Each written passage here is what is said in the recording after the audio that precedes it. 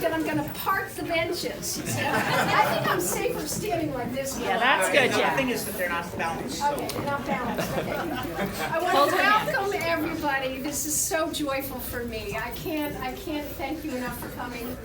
Way to go, Jan! Chris, Yeah, face the video. It's over there. Chris and Roy, thank you for offering me this opportunity. It is a very special place for all of us. The corner store, the talent that comes in here ranges from string quartets from the National Symphony to one-person plays to blues and jazz, and just amazing. And Chris and Roy are the most generous people in the whole world. This used to be an Italian grocery store, and Chris got it and renovated it for her own studio, and she ended up doing art with children in the neighborhood, and it soon turned into an art center that's just amazing. So I feel very honored, and I'm very honored by your presence. I think many of you know my story, that I've had some adventures that starting at a young age with thyroid cancer from radioactive iodine, and we learned recently that that was from Oak Ridge Laboratories emissions of radioactive 131. But the process of being treated meant that I would get slow for like 15 out of 20 summers, and it taught me the gift of vitality, that there's just nothing like feeling really, really, really alive.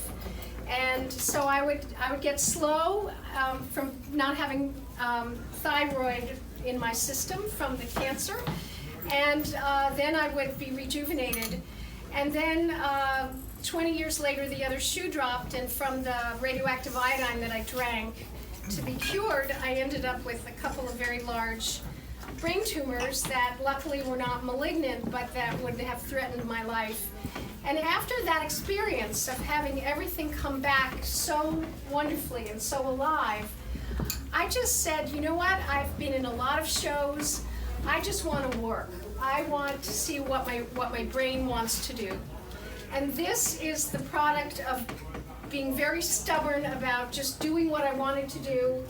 I wanted to do a body of work that held together, that was a whole, that every little voice of color speaks in the piece, but it works as a whole. So how do you have the many and the one as a unity? I mean, it's the challenge of all time, really.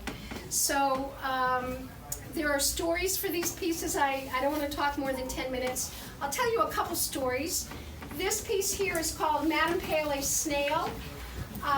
It has its origin from a trip to Alaska, not to Alaska, to Hawaii. Tom's sister's here, so I'm thinking Alaska. Yay, Heather. We were in Hawaii, and we were with Heather, and we had been on the Big Island, and I'd seen a piece of volcanic rock. It was beautiful black color, and there was a white snake shell that was just beautifully in the center, and I picked it up and I was going to take it home. And we were on the next island, which was Kauai, and I happened to show it to the owner of the bed and breakfast. And he said, have you not heard of Madame Pele?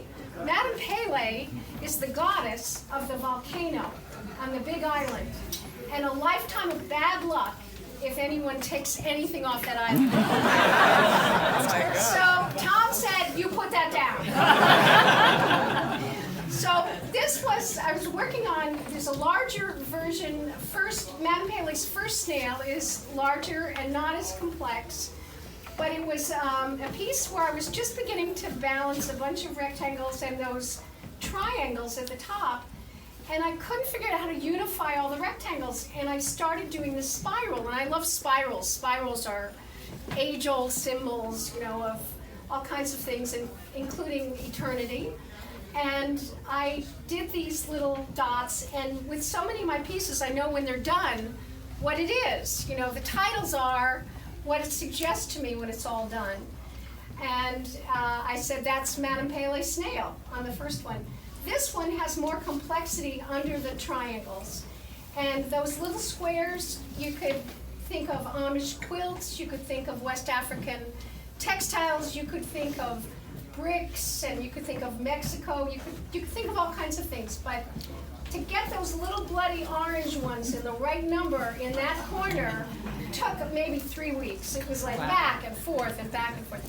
I composed first by stapling elements and taping, and I composed for a couple weeks or months, and then I take that model and I paint on canvas and cut it up and then build the final product. So I have both the spontaneity of collage and the permanence of paint. It's a very tedious, long process. I wouldn't recommend it to anybody.